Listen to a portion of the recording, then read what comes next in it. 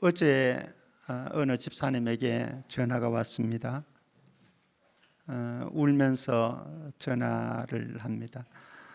남편이 치매에 걸리고 치매도 착한 치매가 아니고 좀 난폭한 치매가 걸려서 때리고 폭행을 하는데 때로는 피가 흘리는데도 불구하고 멈추지 않으면서 그렇게 하는 아픈 사연들을 이야기를 합니다.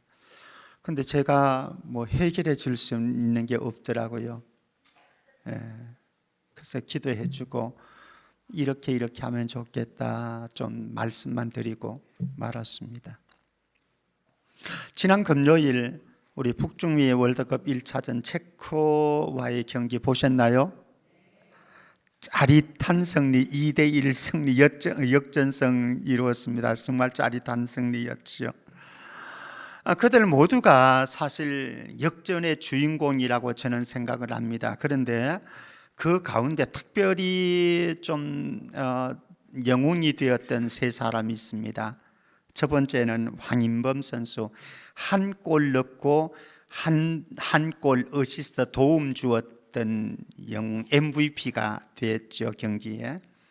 두 번째 또 한 사람이 있습니다. 오현규가 있습니다. 오현규는 결정적인 골을 넣어서 우리가 역전 승리하도록 해 주었습니다. 만약에 넣지 못했으면 우리 비기고 끝났었는데요.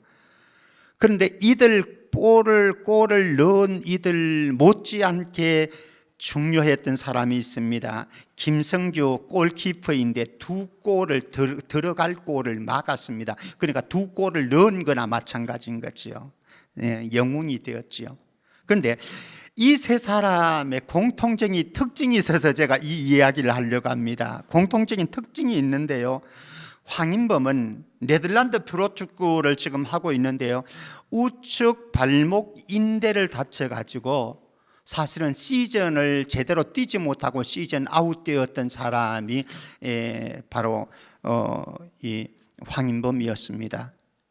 근데 그거 극복해야 하고, 그 다음에 오현규는요, 경기가 체코와의 경기가 시작되기 이전에 임박한 그 시간에 38도가 올라가는 고열이 찾아왔습니다. 설사가 일어나고 복통이 일어나고 탈수 증세까지 갔습니다. 경기를 못 뛰는 형편이 되었습니다. 그리고 김성규, 그는 전방 십자 인대 파열로 인해서 일본에서 프로축구 뛰고 있는데요. 그런데 재활을 오랫동안 재활을 했고 사실은 지금 재활해서 조금 몸이 회복되어진 상태에 있는 선수입니다. 이들 모두 공통적인 특징이 있는데 엄청난 고난의 순간, 아픔의 순간, 힘겨운 시간들이 있었지만은 그 고난 앞에 아픔 속에 불행 속에 무너지지 아니하고 다시 일어서서 체코와의 경기를 승리로 만들었던 경기의 영웅들이 되어졌다라고 하는 사실. 저와 여러분들의 인생을 이렇게 생각해 보면요, 우리의 인생에 떨어지지 않는 껌딱지가 하나 붙어 있는데 그게 고난이라고 하는 것 같아요. 좀 때로는 만나고 싶지도 않고요, 그리고 떨쳐버리고 싶고 쫓아내고 싶은데 왜 그렇게 달라붙는지 떼어지지 않는 고난의 껌딱지, 피할 수가 없는 껌딱지입니다. 그런데 다시 한번 생각해 보면은 이 고난은 우리의 인생을 불편하게 만들고 우리의 마음을 불편하게 만드는 것은 사실이지만은 불필요한 것은 결코 아니었더라라고 하는 사실. 훗날 시간이 지나서 그 어느 때가 되어지면은 저와 여러분들이 고난이 나에게 유익이었다고 고백하는 그 순간이 반드시 돌아올 줄로 믿습니다. 그러므로 지금 당하는 여러분들의 아픔과 상처와 고난, 시련들 그거 잘 요리해서 우리 인생에, 우리의 영적인 여정에 유익이 되어질 수 있기를 주의 이름으로 축복합니다.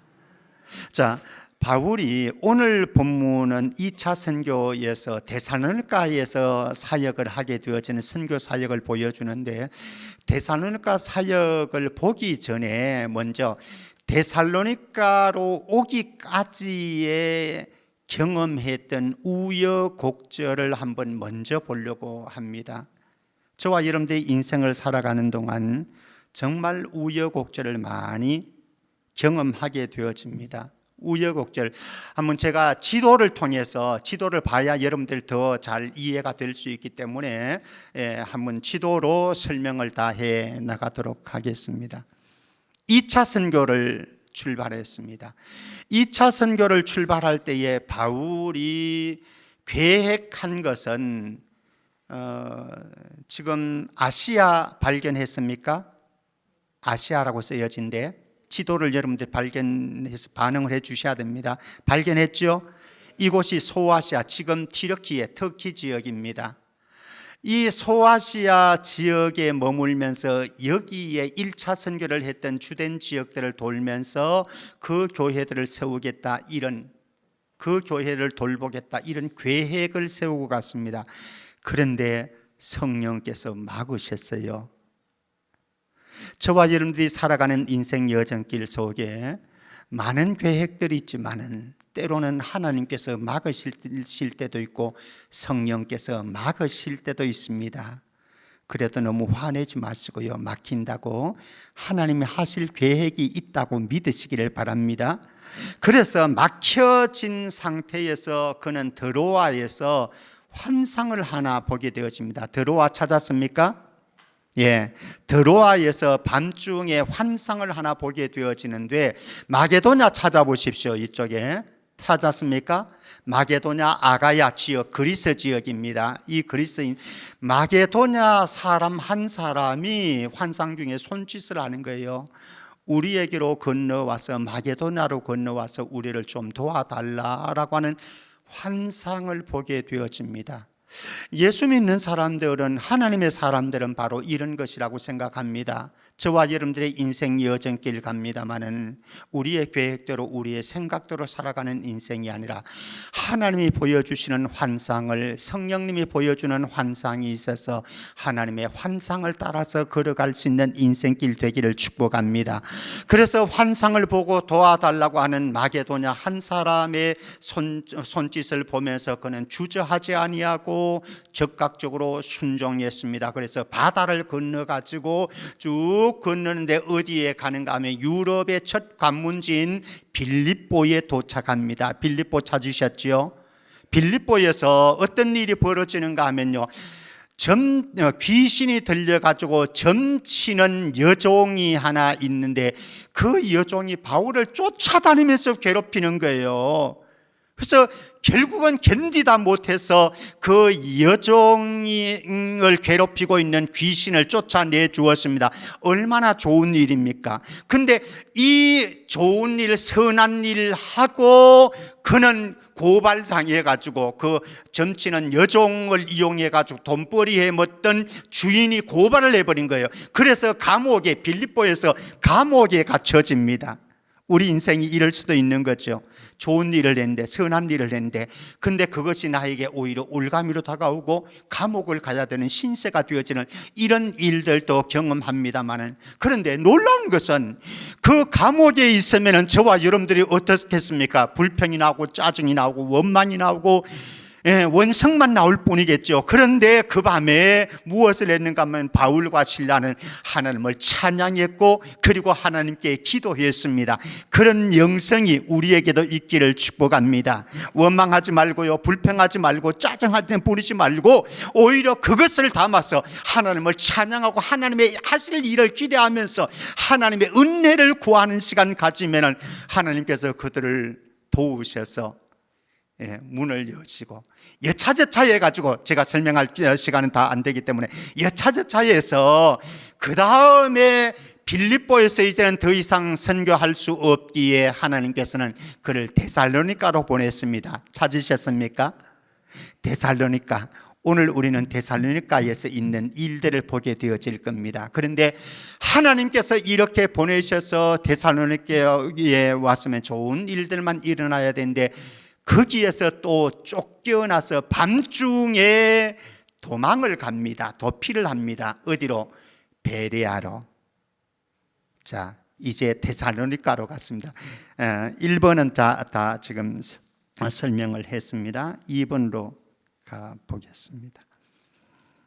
자, 2번으로 가기 전에 우리 하나 기억할 것 있습니다. 선교사라고 그런다면 좋은 일들이 일어나야 되겠죠. 그리고 성령의 인도를 따라서 순종함으로 그리고 마게도냐를 빌립보를 갔습니다. 그런데 그렇게 갔던 길인데도 바울에게 다가온 것은 무엇이었는가 하면 시련이었고 고난이었고 감옥 생활이었습니다.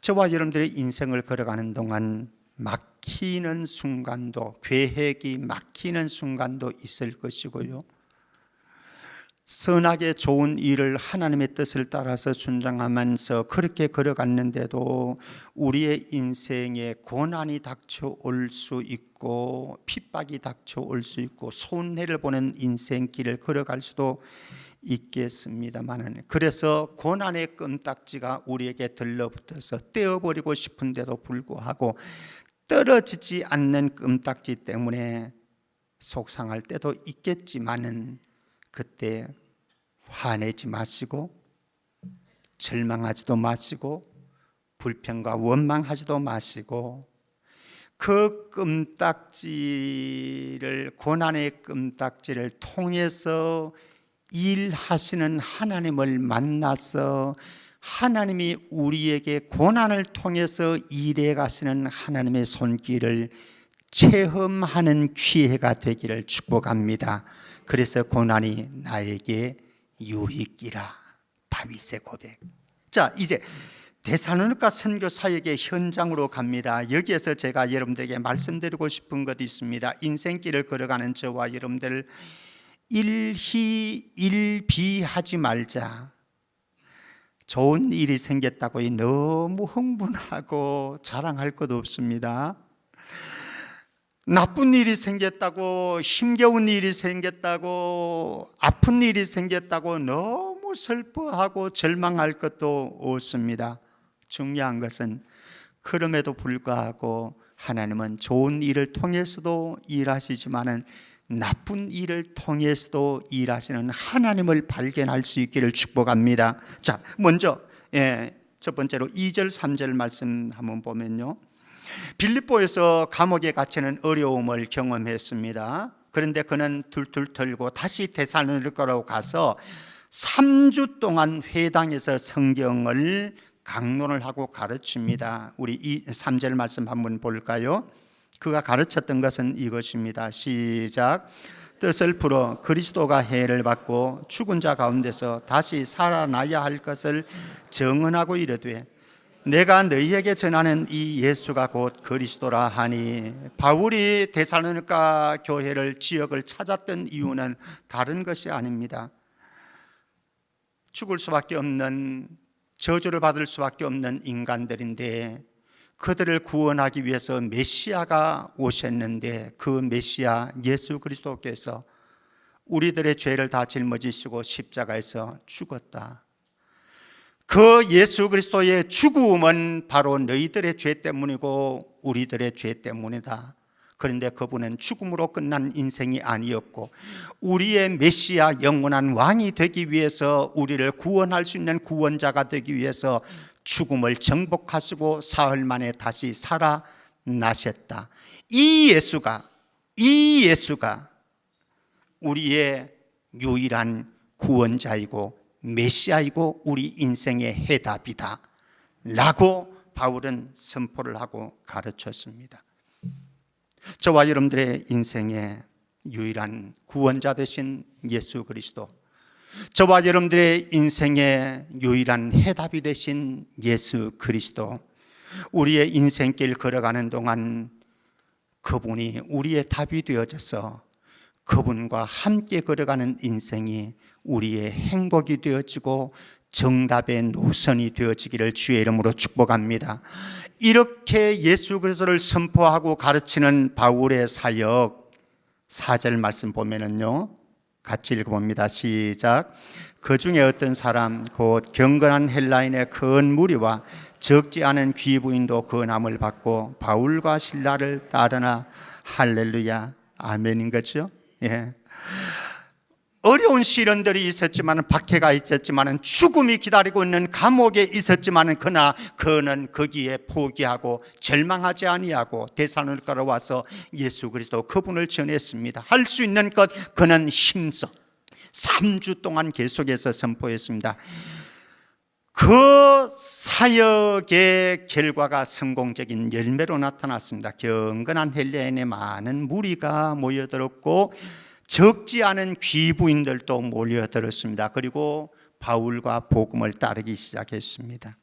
사랑하는 성도 여러분, 저와 여러분들이 살아가는 인생길, 더더구나 사명의 길 걸어가는 동안 우리에게는 어려운 일들도 많이 닥칠 것입니다. 상처되는 일들도 순간순간 터질 수 있을 것입니다. 고난의 길들도 경험하게 되어질 것입니다. 그러나 그 속에서도 묵묵하게 복음 붙잡고 주의 은혜 붙잡고 그리스도 붙잡고 한 걸음씩 한 걸음씩 신실하게 충성스럽게 걸어갈 수 있기를 축복합니다. 하나님이 반드시 좋은 것으로 보상해 줄 믿습니다. 바울은 그렇게 아름다운 열매로 보상받았습니다. 그런데 우리네 인생이 이렇게 정말로 주를 위해서 살고 내 인생을 더 아름다운 인생으로 만들기 위해서 애쓰고 힘쓰고 신실하게 성실하게 충실하게 살아가면은 다 좋은 일만 일어나고 또 좋은 결과만 딱 맺혀져서 우리 앞에 딱 다가오면 너무너무 좋을 것인데, 그런데 이럴 때도 있습니다. 5절에서 이제 앞으로 보게 되어질 5절에서 10절까지를 보게 되어지면은 최악의 상황도 다가오더라라고 하는 거예요. 절대로 원하지 않는 이런 일들이 터지고 상황들이 터지고, 그래서 고난의 껌딱지가 나에게 붙어가지고 떨어지지 않는 이런 인생길을 걸어가야 되는데, 한번 4가지로 보도록 하겠습니다. 바울이 어떤 일들을 당하는지, 어쩌면은 바울이 당하는 인생의 여정길들이 저와 여러분들이 걸어가는 인생 여정일 수도 있겠습니다. 한번 보겠습니다. 첫 번째는 5절 말씀 한번 같이 보십시다. 5절요. 같이 시작. 그러나 유대인들은 시기하여 저자의 어떤 불량한 사람들을 데리고 때를 지어 성을 소동하게 하여 야손의 집에 침입하여 그들을 백성에게 끌어내려고 찾았다. 유대인들은요, 바울의 동족입니다. 같은 동족인데 유대인들은 바울을 시기했습니다. 그래서 시장의 불량배들을 매수를 했습니다. 돈을 주고 매수를 해가지고 이 불량배들을 통해 가지고 소요를 일으켰습니다. 아주 나쁜 사람인 거죠. 이 불량배들은 이 바울 일행을 전도자들을 받아들이고 그들의 집에서 복음을 전할 수 있도록 해주었던, 배려해 주었던 야손의 집으로 쳐들어갔습니다. 그리고 바울 일행을 잡아가지고 체포해서 인민재판에 사람들에게 던지기를 원했습니다. 그래서 찾아갔습니다. 저와 여러분들도 살아가는 동안 이렇게 바울처럼 추격을 당하는 인생을 살아가야 되는 때도 있고 쫓기는 신세가 되어지는 때도 있을 것입니다. 어떤 사람들은 나에게 돌팔매질을 던지면서 인민재판에 회부해 버리려고 하는 사람들도 있을 수가 있을 것입니다. 자, 여기에서 끝나는 어려움이 아니에요. 시련들이 아니에요. 6절 7절 말씀 보면 6절에 가게 되어지면요, 그들이 유대인들이 바울 일행을 발견하지를 못했습니다. 야손의 집에서. 그러니까 거기에서 멈추지 않습니다. 이제는 야손과 그 가족들과 거기에 모여있던 형제들을 끌고 업장들 앞으로 데리고 가서 거기에서 거짓 선동을 합니다. 6절 말씀 같이 한번 읽어봅니다. 시작. 발견하지 못하며 야손과 및 형제들을 끌고 업장들 앞에 가서 소리질러 이르되 천하를 어지럽게 하던 이 사람들이 여기로 이름에 바울과 그리고 또 이들을 가리켜서 천하를 어지럽게 하는 자다. 그런데 이 사람들이 야손의 집안 사람들이 그들을 받아들였다, 환영했다. 그래서 그곳에 복음을 전하도록 했다. 7절 말씀입니다. 7절 말씀. 더 나쁜 일들이 벌어집니다. 같이요. 시작. 야손이 그들을 맞아 들었도다. 이 사람들이 다 가이사의 명을 거역하여 말하되 다른 임금 곧 예수라 하는 이가 있다 하되이다 하니, 바울을 가리켜서 그리고 함께 한편이 되었던 야손과 그 이 형제들 가족들을 생각하면서 이들 모두가 가이사의 명을, 로마 황제인 가이사의 명을 어겼습니다. 그 당시에 왕은 하나밖에 없는 거예요. 가이사 황제 외에는 어떤 왕도 없습니다. 그의 명령을 다 따라야 되는 시대였습니다. 그런데 또 다른 왕이 있다고 하는 거예요. 가이사의 황제의 명을 거역하는 사람들이 있다라고 그들은 이야기를 합니다. 저와 여러분들도 살아가는 동안 때때로는 내가 하지 않았는 일들도 모함을 하는 순간들이 다가옵니다. 내가 가지고 있었던 의도와는 전혀 의도를 왜곡시켜 가지고 우리에게 좋지 않은 소문을 퍼뜨리고 주변 사람들에게 유포를 하고, 그래서 우리를 모함해가는, 선동해가는, 협박해가는 이런 일들을 우리는 경험할 때도 있습니다. 한 걸음 더 나가봅니다. 8절 9절 말씀 보십시다. 8절 9절 말씀 보면 무리와 업장들이 이 말을 듣고 그들의 선동에 그리고 모함에 그들은 동요되는 거죠. 소동하여 야손과 그 나머지 사람들에게 보석금을 받고 놓아 주었더라. 돈 받고. 사실 우리나라도 옛날에는 이런 일들이 많았죠. 뒷돈 받고 일들을 처리해주고. 뭐 옛날만 아니라 지금도 마찬가지겠죠. 제 막내딸이 있는 말레이시아에서도 이렇게 보면 이런 일들 비일비재하다고 그래요. 왜 야손과 그 나머지 사람들이 왜 보석금을 돈을 집어 주어야만 합니까? 예수 때문에, 바울 때문에, 복음 때문에. 저와 여러분들이 살아가는 인생의 여정길 속에서도 예수 믿는 것 때문에 손해봐야 될 일들이 많잖아요. 믿음의 여정길 때문에, 내가 믿는 사람이기 때문에. 저도 그렇거든요. 목사이기 때문에 할 말도 못할 때가 참 많아요. 손해를 봐야 되는 때가 한두 번이 아니에요.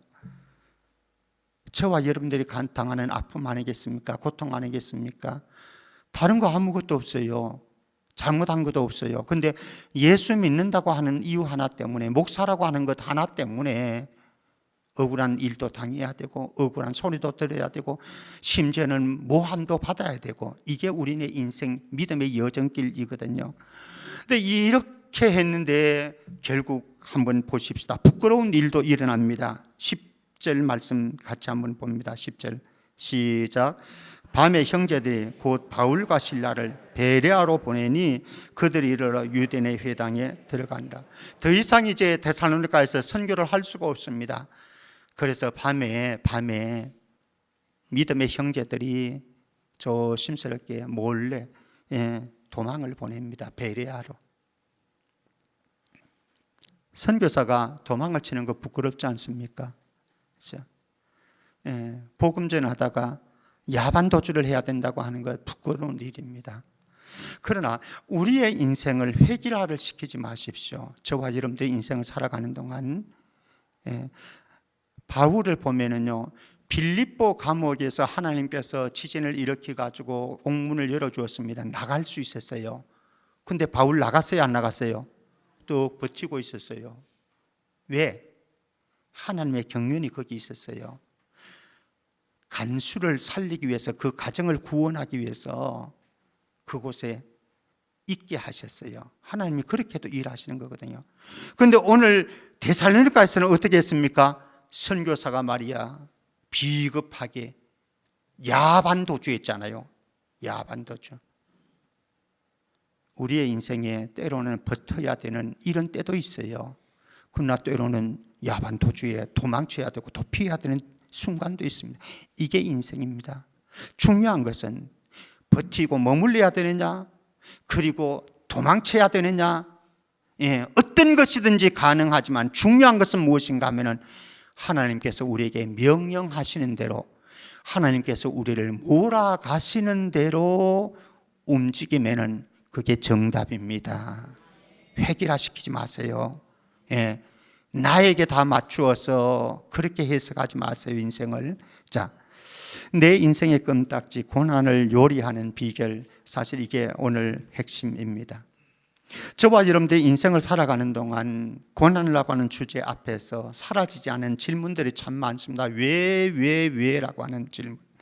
세 가지만 한번 질문해 보시겠습니다. 내가 주의 일을 하는 선교사인데, 목사인데, 장로인데, 권사인데, 그리고 성령의 인도하심을 따라서 순종하면서 살아가려고 몸부림치고 있는데, 더더구나 좋은 일, 선한 일을 했는데, 하나님의 일을 했는데 왜 나에게 어려움이 닥치고 고난의 폭풍이 몰아치는가 이해가 안 됩니다.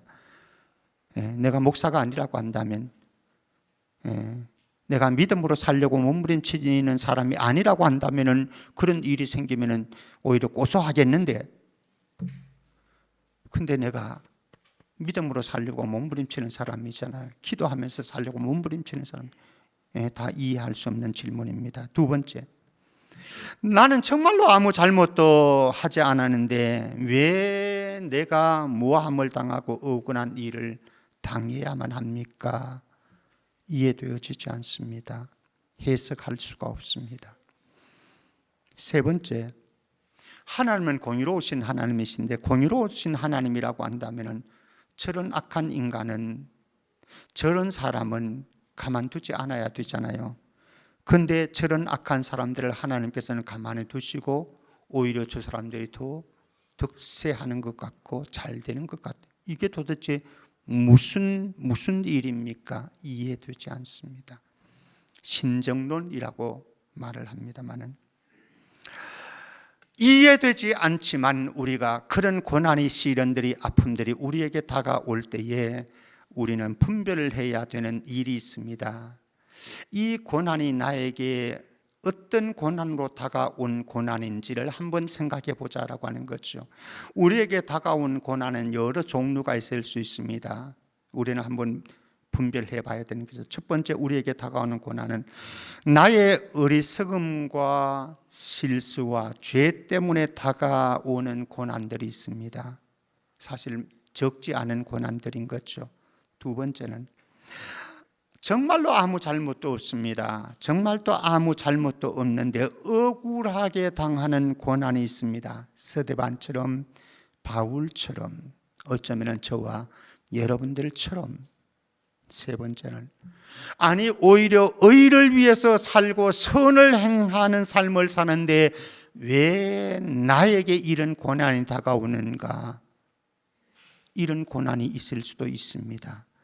예수님처럼, 예수는 바로 이런 고난을 당하셨던 거죠. 그리고 우리에게 많은 흔한 고난이 있는데, 믿음의 사람들에게 연단을 위해서 하나님께서 우리에게 고난을 주실 수도 있더라. 욥기 23장 10절 우리가 잘 아는 것처럼 같이 읽습니다. 시작. 그러나